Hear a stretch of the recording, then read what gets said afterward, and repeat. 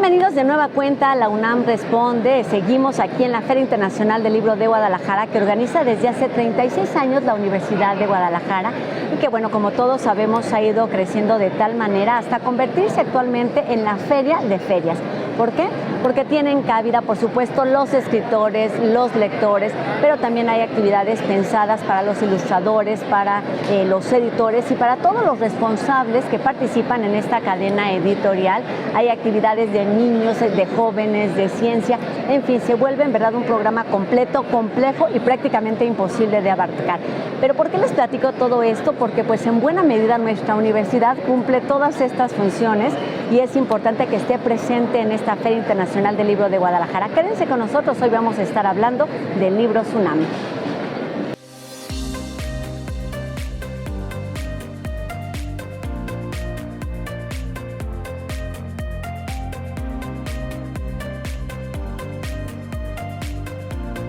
La Dirección de Publicaciones y Fomento Editorial de nuestra universidad tiene una misión imposible, prácticamente por donde le veas, abarcar y abordar todo ese conocimiento que se genera dentro de nuestra universidad a lo largo de todos los tiempos. Parece eso una misión imposible.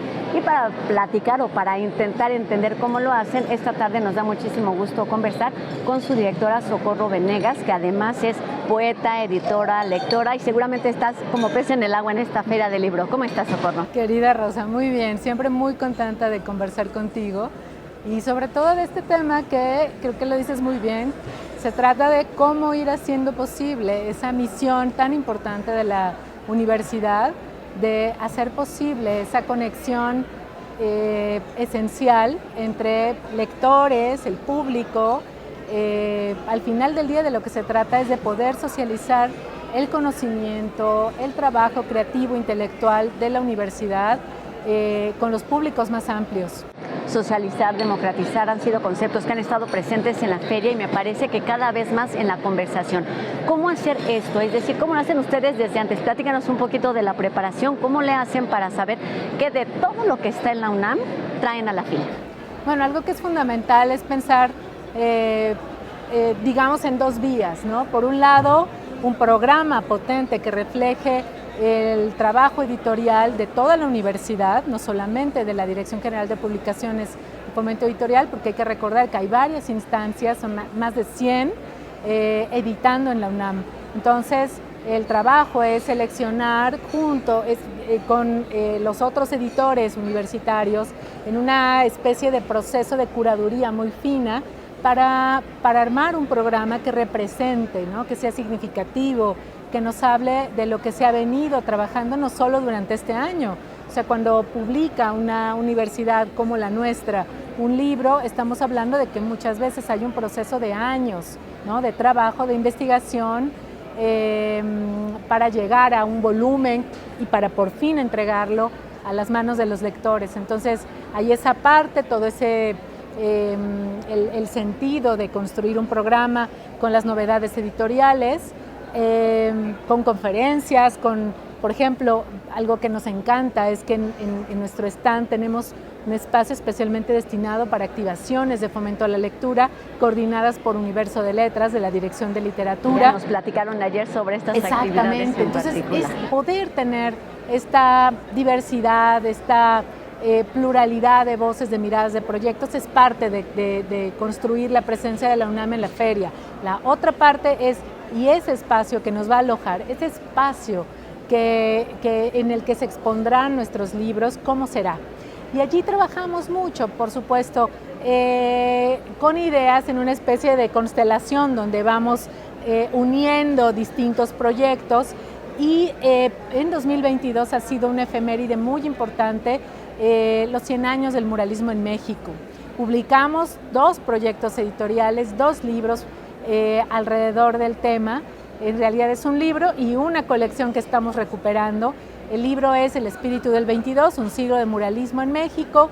Ese ya nos platicó Laura Emilio. Exactamente, que justamente es el epicentro del movimiento muralista desde San Ildefonso en la UNAM, y a partir de allí y de la colección Biblioteca del Chapulín, libros para niños ilustrados por muralistas. Con esos dos proyectos editoriales llegamos a la conclusión de que este stand, el stand de Libros UNAM en la Feria Internacional del Libro de Guadalajara, tenía que mostrar precisamente cuánto habíamos pensado, divulgado, investigado alrededor del muralismo en nuestro país, y decidimos hacer una reproducción exacta, por supuesto que a escala, de la Biblioteca Central de Ciudad Universitaria. Nos alegra muchísimo además haber contado con la colaboración del Instituto de Investigaciones Estéticas para poder realizar esta reproducción. Trabajamos con imágenes que Estéticas nos proporcionó, trabajamos con información que la propia Biblioteca Central también nos confió, y de esa manera este stand tiene toda la identidad universitaria y además todo el matiz, el ambiente de festejo de esta conmemoración tan importante. Lo dices muy bien, el stand de la UNAM siempre es un stand muy buscado por personas, locales, por personas de otras editoriales, de otros países, y ahora con esto que dices, nos da identidad y es mucho más fácil ubicarla además, y además pues efectivamente muy bonito, nos cobija, nos invita a festejar los 100 años del muralismo, pero además a visitar esa gran biblioteca que es la universidad en más de un sentido. Exacto. Ahora, fíjate bien, acá tenemos incluso, es que detrás de nosotros está la firma de Juan O'Gorman, 1952. Qué importante poder dar ese dato, además compartirlo con personas que quizá nunca han estado allí en Ciudad Universitaria y pueden ahora, así como los libros salen al encuentro de sus lectores. Eso, como mencionabas, es algo importante, que son las novedades que presentan en esta Feria del Libro con respecto a los programas. Uno de ellos, por supuesto, que ha sido un proyecto tuyo que tiene que ver con esta recuperación de autoras, mujeres, por supuesto, que es Vindictas. Platícanos brevemente, porque vamos a platicar con una de las quien realiza la introducción, pero cuéntanos cuál es el objetivo de esta colección. Bueno, es una colección que nace en el seno de la Coordinación de Difusión Cultural de la UNAM y es un proyecto que ha sido arropado por todas las dependencias de Cultura UNAM. Eso a mí me alegra muchísimo porque nace como una impronta, como una iniciativa desde Publicaciones y Fomento Editorial, como el rescate de la obra de autoras hispanoamericanas, escritoras que durante el siglo pasado no tuvieron visibilidad. Hay que saber que había un canon machista que las dejó fuera, son autoras invisibilizadas, y lo que hemos buscado justamente es echar luz sobre sus obras. ¿Por qué razón?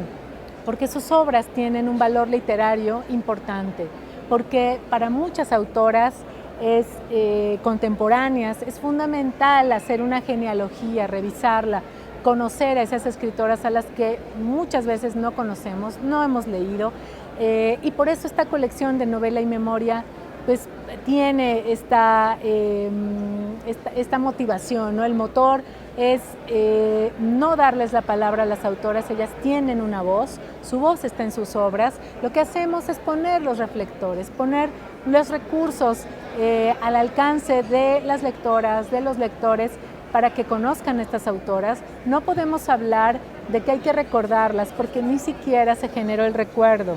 Eso es fundamental comprenderlo, ¿no?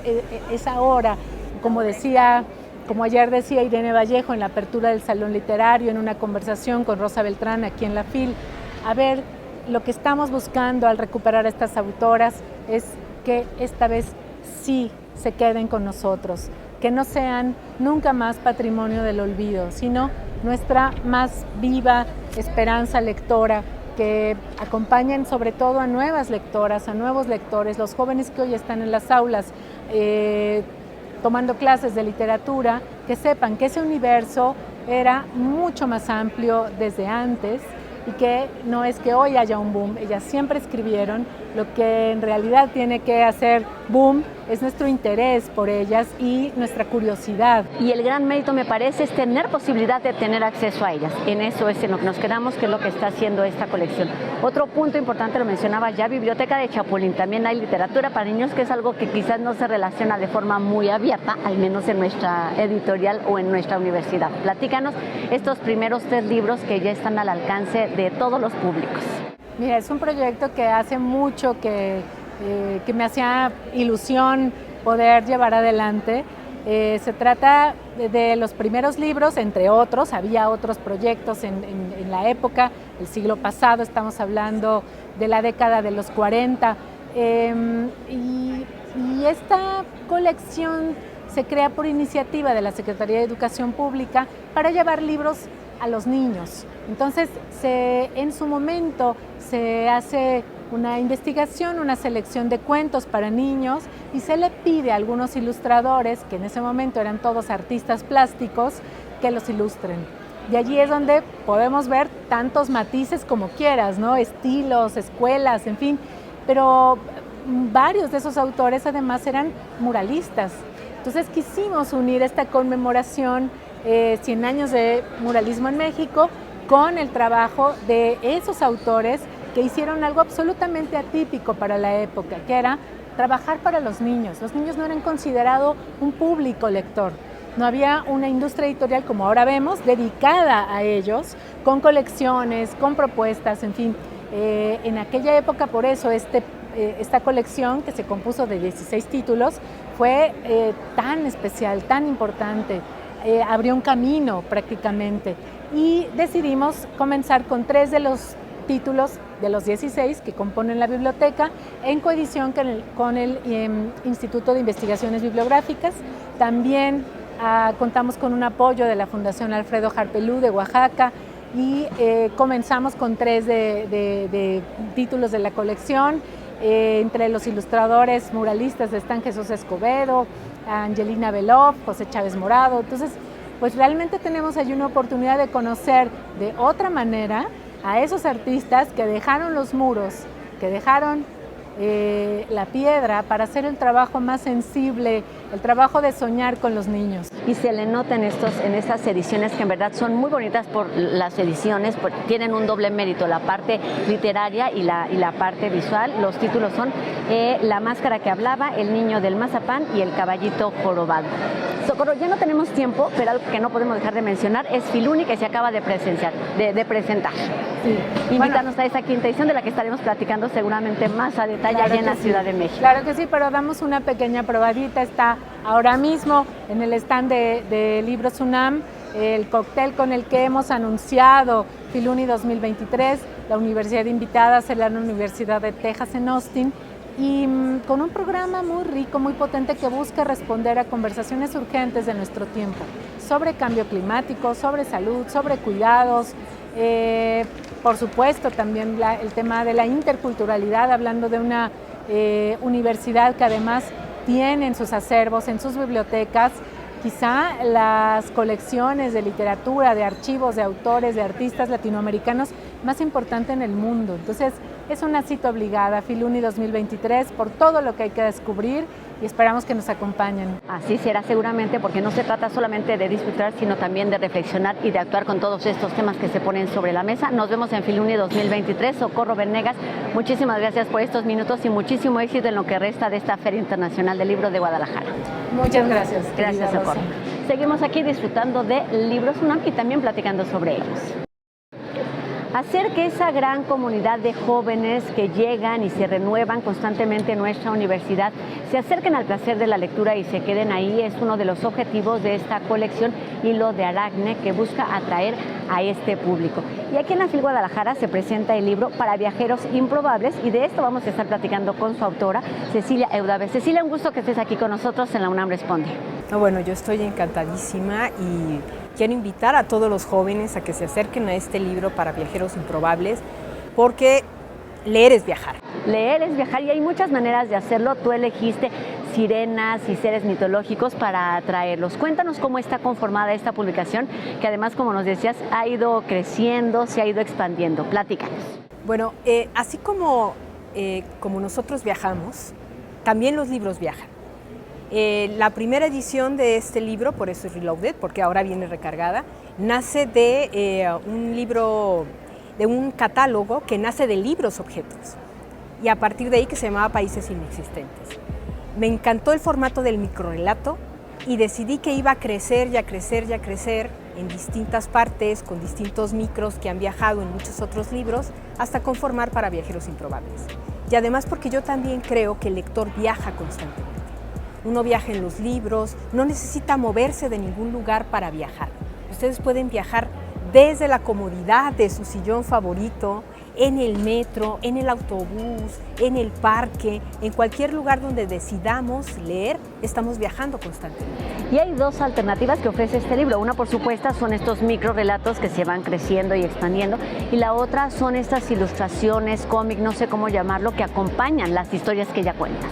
Claro, yo estoy agradecida con el universo que me hubiese tocado que John Marceline, esta chica extraordinaria, lograra acercarse al corazón del libro.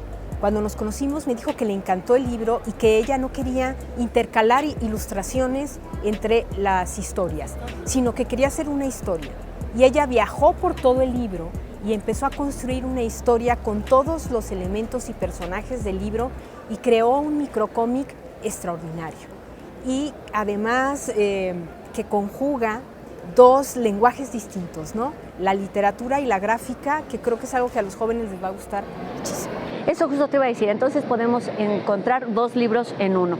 Y es importante, Cecilia, hablar de este formato, de los microrelatos. ¿Cuáles son las bondades, los beneficios que ofrecen para llegar a estos jóvenes y que no se vuelva una lectura tediosa, necesaria, sino que los invite al disfrute y además a querer seguir leyendo?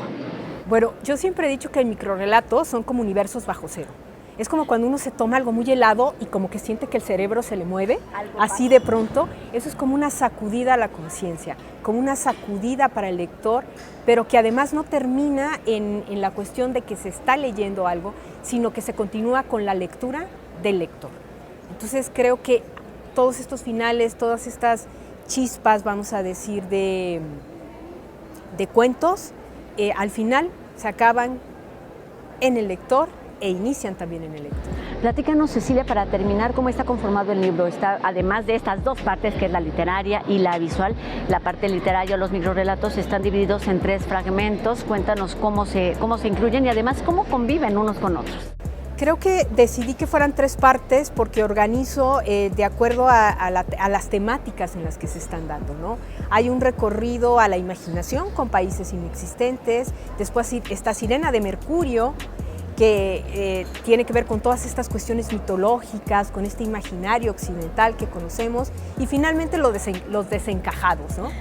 Que me encanta el término porque los jóvenes siempre nos sentimos, claro, cuando era joven, y sí, somos jóvenes todavía de corazón, nos sentimos un poco desencajados de pronto, pero son textos que fueron viajando en otros libros y que de pronto los incluyo ahí y les doy a todos una unidad.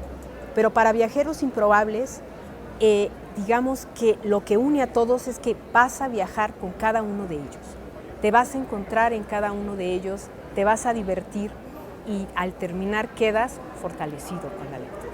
Y además es su segunda reimpresión, ¿eh? Además, hay que salir volando para buscarlo y no solamente los jóvenes que está pensado en ellos para traerlos, para dejarles, yo lo pienso así, ¿sabes? Cuando son microrelatos, para darles como lanzarles el anzuelo y si les gusta que busquen otro relato u otro fragmento u otro libro, y entonces la invitación está abierta, pero no solamente para los jóvenes, sino para los públicos de todas las edades, a volvernos viajeros improbables. Cecilia Eudave, muchísimas gracias por estos minutos para la UNAM Responde y sigamos disfrutando la FIL y leyendo. Muchísimas gracias por la invitación y corran a comprar para Viajeros Improbables aquí en la FIL Guadalajara o en la UNAM o en cualquier lugar donde lo encuentren, porque es un pasaporte para viajar sin ninguna restricción por la imaginación. Que así sea. Seguimos hablando de uno de los tantos libros que ofrece en esta feria, Libros UNAM. Como sabemos, Vindictas es un proyecto que surge de Publicaciones UNAM, pero parece un proyecto inabarcable que ha tocado otras disciplinas y que también resulta, pues eso, que va creciendo cada vez más por la cantidad de autoras que va recuperando para que esté al alcance de todos sus lectores y también por la mirada joven que se acerca a estas letras que no fueron reconocidas en su momento. Hoy vamos a platicar de una de las novedades, precisamente de Vindictas, novela y memoria, y se trata de Todo Ángel es Terrible, y vamos a platicar con Lola Ancira. ¿Cómo estás, Lola? Muy bien, muchas gracias por la invitación. Pues un gusto que estés aquí con nosotros para platicarnos de cómo es que te acercas a esta que es la primera novela de Gabriela Rábago. Palafox para hacer una introducción. ¿Y qué significa para ti justamente hacerlo a manera de rescate, de reconocimiento? Cuéntanos. Pues para mí es un gran logro que por fin se pueda reeditar esta obra, porque su obra en general no fue reeditada después de las primeras publicaciones.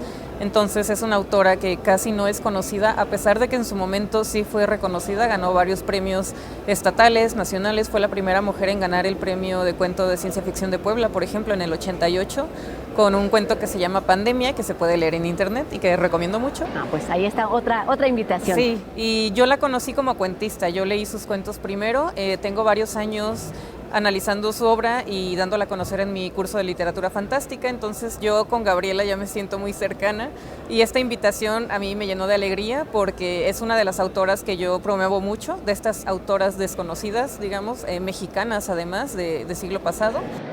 Pues qué gran privilegio que tú tengas eso, el gusto de conocerla, de conocer su obra, además de difundirla y además te toque, ahora no es fortuito que te toque hacer esta presentación. Pero de lo que estamos hablando es esas obras que son poco conocidas, que no se pueden encontrar. Cuéntanos para justamente que llegue a un número más amplio de lectores, ¿cuál es el valor de esta autora que escribió cuento, que escribió periodismo, novela, también se dedicó al periodismo, es narradora? Sí. Cuéntanos de esto. Pues ella fue periodista, como ya lo comentabas, escribió también literatura infantil y poesía, entonces fue muy prolífica a pesar de que murió muy joven. Ella murió a los 45 años y se especula mucho en torno a su muerte porque no hay información suficiente de su vida en general. La información biográfica es muy breve en internet y las fotos también, hay muy pocas fotos de ella, entonces es como un misterio, se digamos. Se vuelve un personaje enigmático. Ella. Exacto, sí, el enigma en todo su esplendor. Dar a conocer. Y cuéntanos de esta obra, Todo Ángel es Terrible. Todo Ángel es Terrible es su primera novela y la escribió con una beca que ya no existe, pero en la que se conocieron varios de los autores del siglo pasado. Rulfo fue tutor, entonces Amparo Dávila tuvo la beca, entonces ya te imaginarás. El nivel de narrativa. Oye, Lola, platícanos, porque uno de los objetivos de esta colección también, digamos, es unir voces, es darle como una fuerza mayor a través de una lectura de una escritora joven. ¿Cuáles pensarías tú que son, después de conocer tanto a esta autora, esas similitudes que hay con tu obra, con la forma de escribir, con la forma de narrar, de contar? Muchísimo, porque Gabriela aparte se va por la literatura de género, su literatura tiene características de ciencia ficción, del fantástico y de la literatura no mimética, que es lo que a mí me interesa también, tanto investigar como escribir. Entonces, pues a mí me encanta lo que hace Gabriela, todo lo que escribió Gabriela. En específico, en esta obra tiene también una cuestión muy reflexiva. Es la historia de un niño, bueno, es un adulto que está recordando su niñez, y es una historia de crecimiento, es una historia de formación. Entonces vemos cómo es este pase de la niñez a la adultez, cómo se va configurando también a través del contexto familiar y cómo nos presenta también esta cuestión de que los niños no son buenos del todo, hay como cierta maldad inherente al ser humano y que está presente desde la infancia. Entonces es un recorrido desde la mirada adulta de su vida en la niñez. Te voy a preguntar para terminar los por qué no, es decir, ¿por qué crees que su obra no fue reconocida? ¿Por qué no tuvo este alcance o este reconocimiento cuando en su momento, cosa que no le pasa mucho a los autores, a veces son reconocidos hasta después de que fallecen, y aquí pasa un poco lo contrario? Sí. Yo creo que también tiene que ver con la cuestión de los derechos, porque la familia se quedó con los derechos de la obra.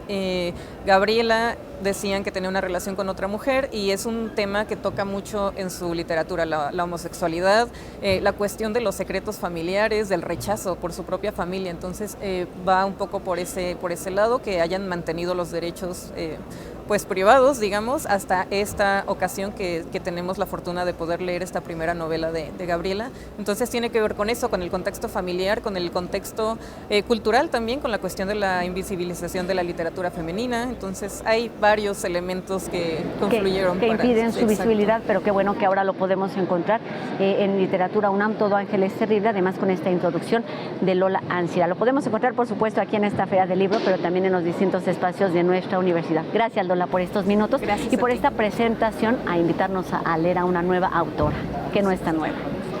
Gracias. Gracias, Lola. Y bueno, seguimos con más información aquí en la UNAM Responde. Recuerden que seguimos conmemorando de muchas maneras los 100 años del muralismo y vamos a ver la siguiente entrega que llega a nosotros gracias a la colaboración de Gaceta UNAM y del Instituto de Investigaciones Estéticas. Apoteosis de Don Manuel Tolsá y sus musas románticas y Mural en cerámica 1 y 2 son obras creadas por Gilberto Aceves y Luis Nishizawa, respectivamente.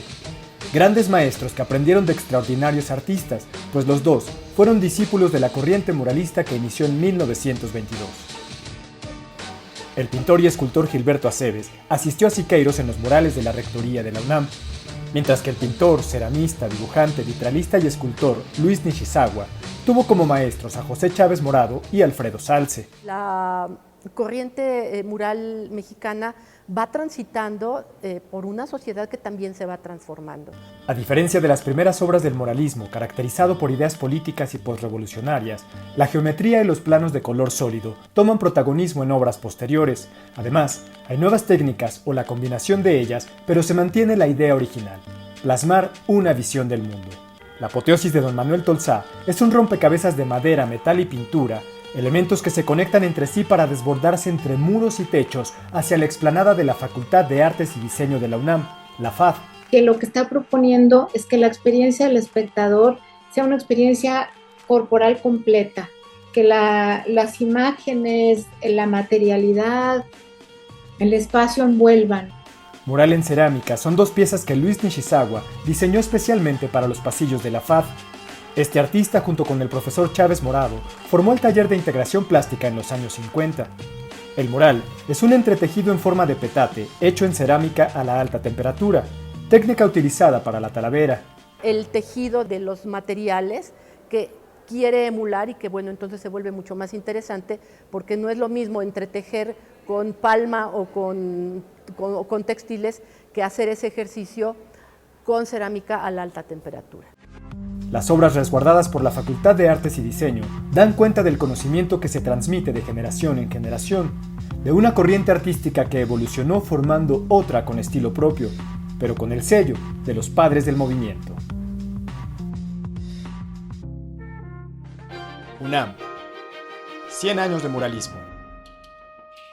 Con esto terminamos nuestro programa de hoy, pero queda abierta la invitación a acercarnos a las publicaciones de la Dirección General de Publicaciones y Fomento Editorial de nuestra universidad en todo momento y por supuesto también a las actividades que tiene programadas a lo largo de esta semana aquí en la Feria Internacional del Libro de Guadalajara. Nos despedimos agradeciendo, por supuesto, el apoyo tanto de la FIL como del Canal 44 para la realización de este programa y los invitamos a que nos escriban a través de nuestras redes sociales, nos hagan llegar sus dudas, sus comentarios y también a que nos sigan y que nos encontremos aquí el día de mañana en una nueva emisión de La UNAM Responde, por supuesto, por TV UNAM. Adiós.